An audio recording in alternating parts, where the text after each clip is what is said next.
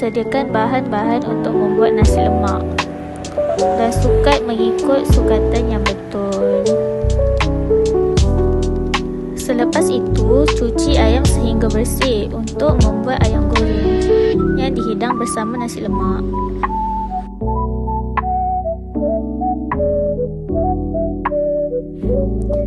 Seterusnya, basuh beras untuk membuat nasi lemak.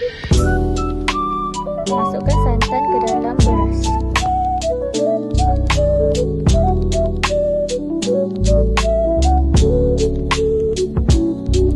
Kemudian masukkan daun pandan, sedikit garam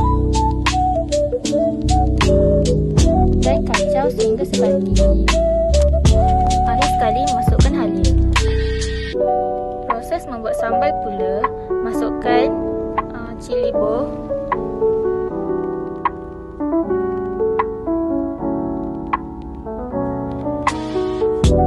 masukkan sedikit air dan tumis. Tumis sambal sehingga pecah minyak. Kemudian masukkan dengan garam dan gula.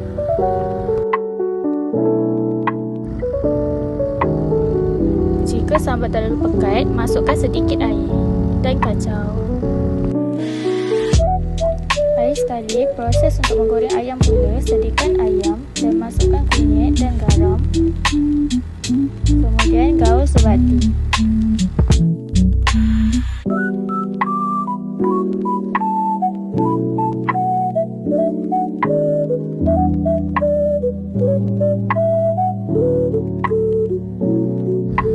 Panaskan minyak untuk menggoreng ayam.